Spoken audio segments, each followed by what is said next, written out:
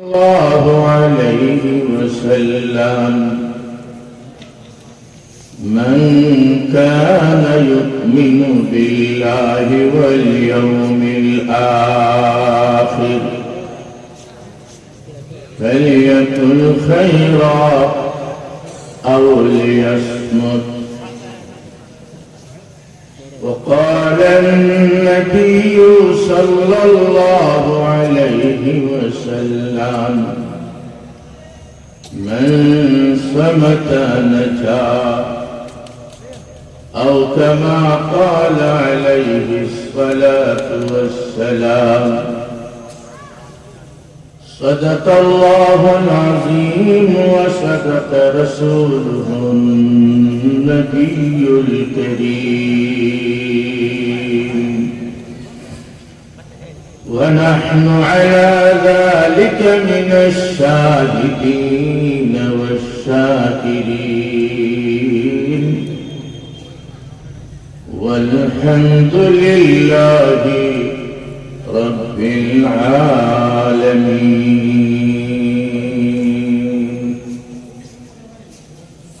نهاية قابل احترام जनाब सदर मोहतरम বিচক্ষণ পরিচালক অত্র মাদ্রাসার মুহতামিম সাহেব সহ মাদ্রাসার কর্তৃপক্ষ, উলামায়ে কেরাম, মুরব্বিয়ান, যুবক ভাইরা, পর্দার আড়ালে শ্রবণরত মা বোনেরা সহ সর্বস্তরের জনতা, জামিয়া ইমদাদিয়া টাকিরকান্দা চাতিয়ানতলা মাদ্রাসা এর উদ্যোগে আয়োজিত আজকের এই মুবারক মাহফিল আল্লাহ রাব্বুল আলামিন রাত পৌনে একটা এত গভীর রাত্রে বসার তৌফিক দিয়েছে, কুরআন হাদিসের আলোকে কথা বলা ও শোনা এই সুযোগ করে দিয়েছে, যেটা অনেক বড় নিয়ামত। নিয়ামত যেহেতু বড়, অর্থাৎ আওয়াজটা একটু বড়, অন্তরের অন্তস্থ যদি কষ্ট না হয় তাহলে সব। হে বিশ্বাসী বান্দা, মানুষকে ডাক দিয়েছেন আল্লাহ রাব্বুল আলামিন, মানুষ না বলে বিশ্বাসী বলে, ঈমানদার বলে। কোন সময় মানুষকে ডাকবেন আল্লাহ মানুষ বলে, ইয়া আইয়ুহান নাস, হে মানব জাতি। কোন সময় মানুষকে আল্লাহ রাব্বুল আলামিন ডাকবেন কাফির বলে। সবার জানা কুল ইয়া আইয়ুহাল কাফিরুন। ডাক যেমন ভিন্ন হয়, তার প্রভাব প্রতিক্রিয়াও ভিন্ন হয়। একটা মানুষ মনে করেন ভালো শিক্ষিত স্যার, এখন ওনাকে ডাকা হচ্ছে মাস্টার সাহেব বলে। আবার ওনার মধ্যে আরেকটা দুর্বলতা আছে, বুঝানোর জন্য বলতেছি, পায়ে সমস্যা, লেংড়া। আপনারা কি বলেন? যোগ্যতায় উনি মাস্টার, অঙ্গের ক্ষেত্রে দৃষ্টি দিলে দেখা যায় পায়ে সমস্যা, লেংড়া। ওনাকে মানুষ স্যারও ডাকে। যতক্ষণ স্যার ডাকা হবে ওনার খারাপ লাগবে না ভালো লাগবে? ওই ব্যক্তির মধ্যে বাস্তবের একটা অবস্থা আছে, পায়ে সমস্যা, লেংড়া। এটাও বাস্তব। যদি ডাকা হয় হে লেংড়া, ভালো লাগবে না খারাপ? মাস্টার যেমন বাস্তব, লেংড়া যেমন বাস্তব। মাস্টার ডাকলে ভালো লাগে, লেংড়া ডাকলে খারাপ লাগে। কেন? দুইটাই ডাক, কিন্তু মাস্টার বলে ডাকার ভিতরে আছে প্রশংসা, আর লেংড়া বলে ডাকার ভিতরে আছে ডাক হচ্ছে তবে চিন্তা লুকাইতে। বলেন না ঠিক ঠিক না? আল্লাহ রাব্বুল আলামিন মানুষকে ডাক দিয়েছেন আলোচ্য আয়াত, ইয়া আইয়ুহাল্লাযীনা আমানু, হে বিশ্বাসী ঈমানদার বান্দারা। মানুষ বলে ডাকতেন না, যেটা হলো সাধারণ ব্যক্তির নাম আব্দুল্লাহ, আব্দুল্লাহ নাম রাখা হয়েছে ডাকার জন্য। আব্দুল্লাহ বলে ডাকা হয়, ভালো নয় খারাপ নয়, কিন্তু আব্দুল্লাহ যদি স্যার হয়ে যান, ওই সময় যদি স্যার বলে ডাকা হয়, ডাক হয়, সাথে সাথে প্রশংসা হয়। আর এই আব্দুল্লাহর যদি অঙ্গের মধ্যে সমস্যা লেখা হয়, যদি ডাকা হয় লেখা বলে ডাক হয়, সাথে সাথে নিন্দা হয়ে যায়। বলেন না ঠিক ঠিক না? মানুষকে রব্বুল আলামিন কাফির বলে না ডাক না দিয়ে, মানুষ বলে ডাক না দিয়ে মানুষকে আল্লাহ ডাক দিতেছে ঈমানদার বিশ্বাসী বলে। এই ডাকের ভিতরে ডাক আছে, সাথে সাথে আল্লাহর পক্ষ থেকে প্রশংসাও আছে। প্রশংসার সাথে আল্লাহ রাব্বুল আলামিন আমাদেরকে ডাক দিয়েছেন, হে মুমিন ঈমানদার, আমার প্রিয় বান্দা। কেমন প্রিয়, কেমন সম্মানী ঈমানদাররা! যদি একটা ঈমানদার হয়, আল্লাহ আল্লাহ আল্লাহ আল্লাহ আল্লাহ আল্লাহ আল্লাহ আল্লাহ আল্লাহ বলতে থাকে, সারা দুনিয়ার সব মানুষ হয়ে যায় খোদা বিরোধী। একটা মানুষ আল্লাহ আল্লাহ বলতে থাকে, এই একটা মানুষের সেবক বানিয়ে চন্দ্র সূর্য গ্রহ নক্ষত্র আসমান জমিন আগুন পানি বাতাস মাটি সারা সৃষ্টিকে আল্লাহ সেবক হিসাবে রেখে দিবে। কতটুকু সম্মান বুঝতেছেন ঈমানদারের? একটা ঈমানদার সারা দুনিয়াকে আল্লাহ সেবক হিসাবে রেখে দিবে। এর বিপরীত সব বুদ্ধিজীবী, শিল্পপতি, বড় বড় ডাক্তার, ইঞ্জিনিয়ার, প্রফেসরের দুনিয়া ভরপুর, কিন্তু আল্লাহ আল্লাহ ডাকার মতো কোন লোক নাই। মুহূর্তের জন্য আল্লাহ এই সৃষ্টি জগৎকে রাখবেন না, বরং ধ্বংস করে দিবে। বিপরীত বিষয়ের দ্বারা বিষয় পরিষ্কার হয়। একটা ঈমানদারের কারণে সব সেবক হিসাবে রাখবে, আর কোন একটা লোক নাই, সব ধ্বংস করে দিবেন। বুঝা যায় ঈমানদারের গুরুত্ব আল্লাহর কাছে মহব্বত স্বল্প নয়, বরং অসাধারণ বেশি। বলেন না ঠিক ঠিক না? এটা হলো দুনিয়াতে সম্মান, আর আখিরাতে সম্মান হবে ঈমানদার যদি হয় নিম্নমানের, তাহলে ওই নিম্নমানের ঈমানদারকে আল্লাহ দিবেন এমন একটা জান্নাত যেটা হবে দুনিয়া থেকে 10 গুণ বড়। জান্নাত। আর সুবহানাল্লাহ বললেন আস্তে আস্তে, আর একটু জোরে বলতে পারবেন না সুবহানাল্লাহ? যখন আওয়াজ নরম হবে তখন আমার কথা শেষ, আমি আমার জান বাঁচানোর চেষ্টা করব। যেহেতু আমি দুর্বল, আগে বলে ভাত খাওয়ার কথা বলা, খানা খাওয়ার কথা তো লজ্জা, কিন্তু আমি বললাম আমার অবস্থা ছিল আত্মরক্ষা।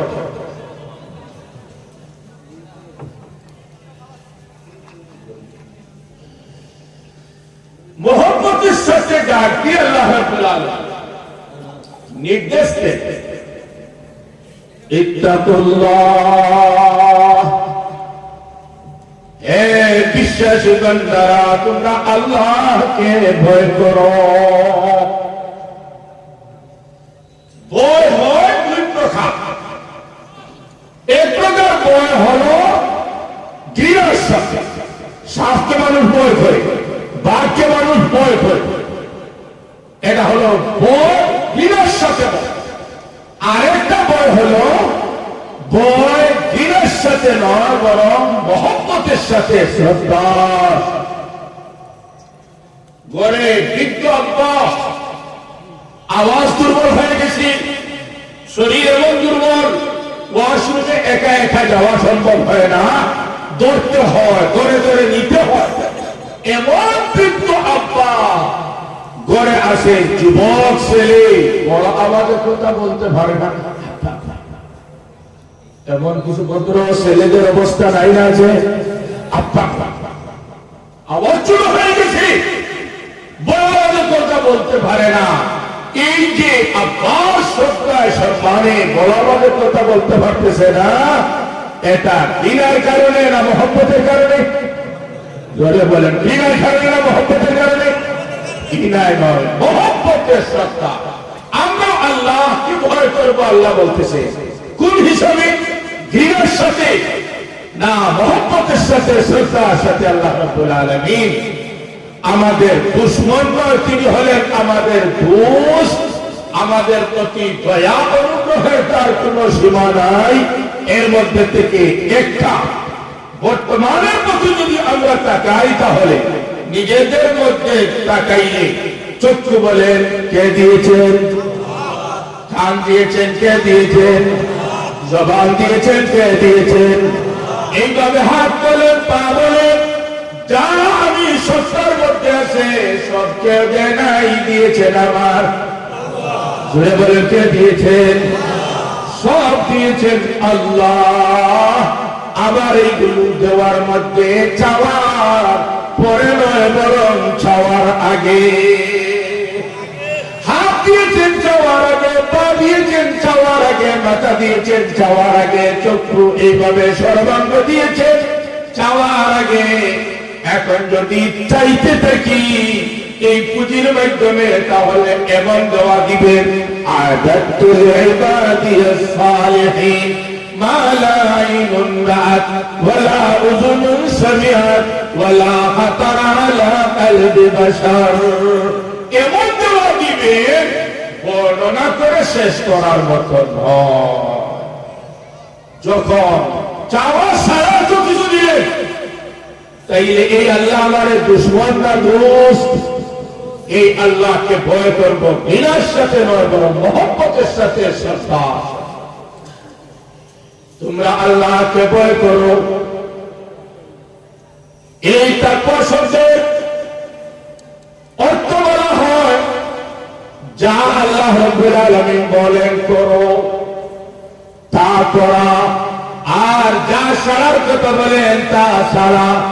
এর বিপরীত কাজ করতে আল্লাহকে ভয় করা। এই যে তাকওয়ার ভিতরতে কর্তব্য হয়ে আসলো, এটা যদি আমরা ফিট করতে যাই, তাহলে মাথা থেকে নিয়ে পা পর্যন্ত সর্বাঙ্গের সর্বশক্তির সাথে এটা গিয়ে হয়। যা আল্লাহ বলেন করার জন্য তা করো, যা ছাড়ার জন্য আল্লাহ বলেন তা ছাড়ো। এর বিপরীত কাজ করতে তুমি আল্লাহকে ভয় করো। এর অর্থ হলো ব্রেইনের দ্বারা চিন্তা করবে, যেভাবে চিন্তা করার কথা আল্লাহ বলেছেন সেইভাবে চিন্তা করো। এর বিপরীত চিন্তা করতে তোমরা আল্লাহকে ভয় করো। চক্ষুর দ্বারা দেখার কথা যেভাবে বলেছেন সেইভাবে দেখো। এর বিপরীত তোমরা দেখতে আল্লাহকে ভয় করো। কানের মাধ্যমে শুনো, আল্লাহ যেভাবে শোনার কথা বলেছেন সেইভাবে শোনো। এর বিপরীত শুনতে তোমরা আল্লাহকে ভয় করো। এইভাবে জিহ্বা বলেন, নাক বলেন, হাত বলেন, দিল বলেন, সর্বাঙ্গের সব কাজ, সব ব্যবহার হবে আল্লাহর হুকুম অনুযায়ী। আল্লাহর হুকুম বিরোধী কোন অঙ্গের কোন শক্তি ব্যবহার করা যাবে না। এর নাম হলো তাকওয়া। ইত্তাকুল্লাহ, আল্লাহকে ভয় করো। অর্থাৎ যা আল্লাহ বলেন করার জন্য তা করো, যা ছাড়ার জন্য বলেন তা ছাড়ো।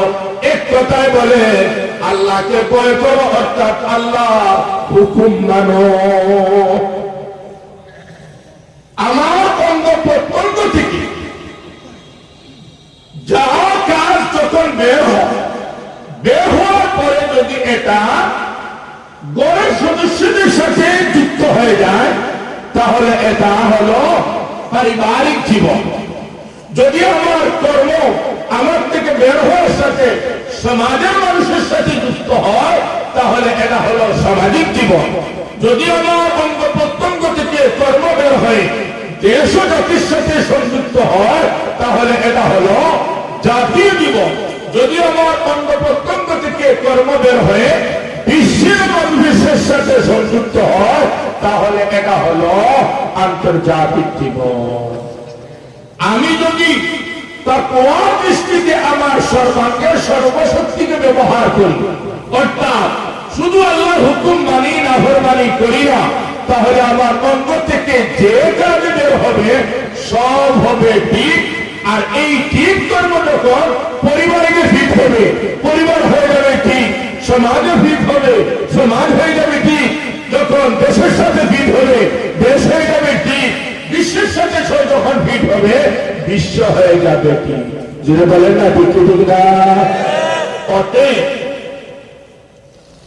ঠিক করার কাজ যখন শুরু করবো তখন উপর থেকে নয়, প্রথম বিশ্ব ঠিক করব, এরপরে দেশ ঠিক করব, এরপরে সমাজ ঠিক করব, এরপরে গড় ঠিক করব, এইভাবে নয়, বরং ঠিক করার কাজ শুরু হবে আমার নিজের থেকে।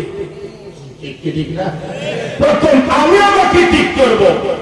যদি আমি আমাকে ঠিক করি, তাহলে আমার অঙ্গ প্রত্যঙ্গ থেকে যা কাজ বের হয়ে যত করে যাবে সব হয়ে যাবে ঠিক।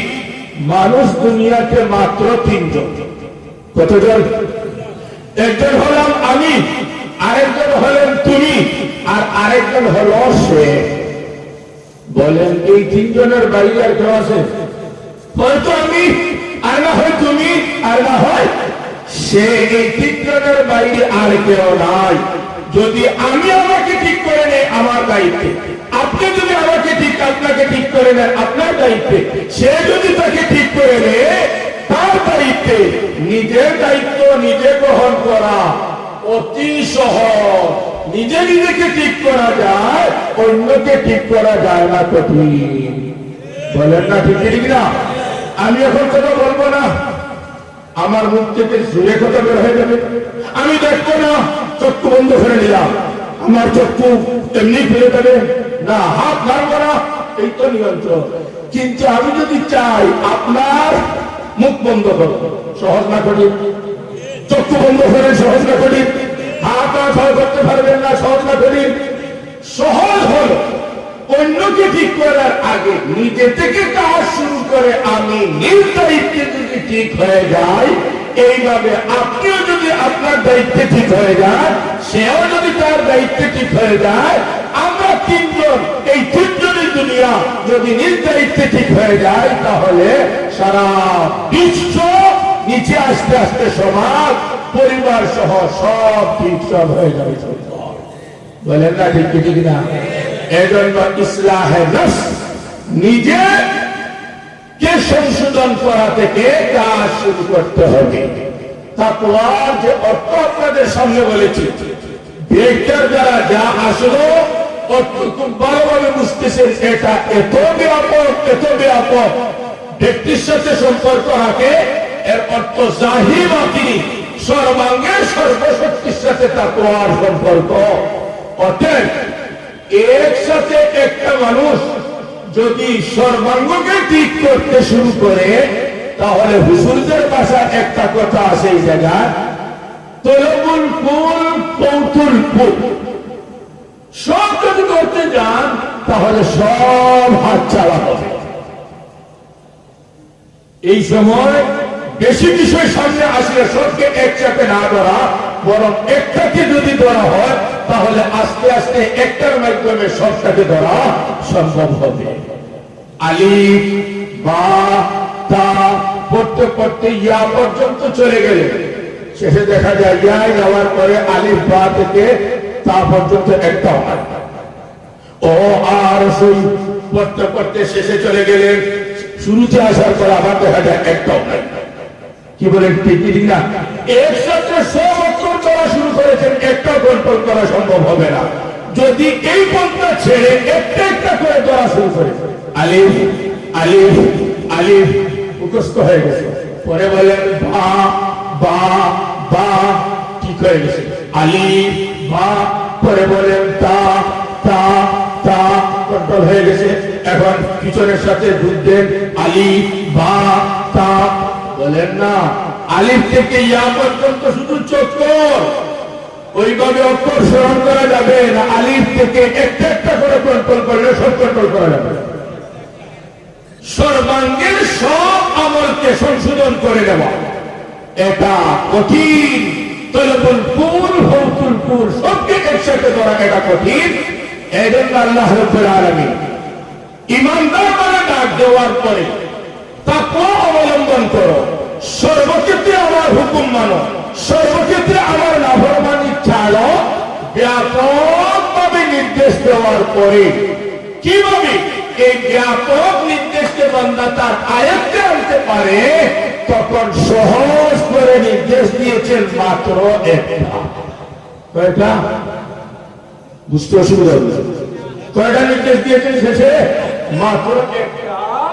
এই একটা নির্দেশ, এইটার উপর যদি আমল করতে পারো আমার বান্দারা, তাহলে সারা নির্দেশ পালন করে তোমার মধ্যে তাকওয়া আসা এটা কঠিন বিষয় হবে না, এটা হয়ে যাবে সহজ।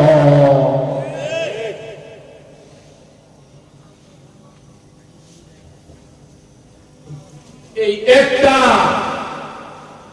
আমল করো, এইটা কি কর্মের কথা না বলে বলতেছেন আল্লাহ অঙ্গের কথা। কওলান সাদীদা, আমার বিশ্বাসী ইমানদার প্রিয় বান্দারা, তাকওয়া অবলম্বন করো, অর্থাৎ জীবনের সর্বক্ষেত্রে নাফরমানি ছাড়ো, জীবনের সর্বক্ষেত্রে আমি আল্লাহর হুকুম মানো। অনেক ব্যাপক, সারা জীবনের সব কাজের সাথে সম্পর্ক রাখে। এই তাকওয়া অবলম্বন করা, অর্জন করা সহজ নয়। সহজ পন্থা তোমাদেরকে বলে দিতেছি, তোমরা তোমাদের একটা অঙ্গকে প্রথম ঠিক করো, অর্থাৎ তোমাদের জবান। জবানের দ্বারা যখন যে কথা বলবে তা যেন সঠিক কথা হয়। কোন কওলেন সাদীদের ব্যাখ্যা আরো অনেক দেওয়া হয়েছে লম্বা, আমি সবগুলোকে একত্র করে বলতেছি। সঠিক কথা বলো, অর্থাৎ নিষ্কলঙ্ক কথা বলো। জবান থেকে যে কথাই বের হবে এই কথাটা যেন হয় নিষ্কলঙ্ক। যদি একটা অঙ্গ ঠিক করার দায়িত্ব তোমরা নিতে পারো, এইটার দ্বারা যা কথা বলো সব যদি হয় সঠিক, সব যদি কথা হয় নিষ্কলঙ্ক, তাহলে মাত্র একটা অঙ্গ জবান ঠিক করার কারণে সর্বাঙ্গকে ঠিক করে তোমাকে তত্ত্বর মতো নিয়ামত দিব। এটা আমি আল্লাহ আমার দায়িত্বে নিয়ে নিলাম। কুলু কাওলান সাদীদা, সঠিক কথা বলো,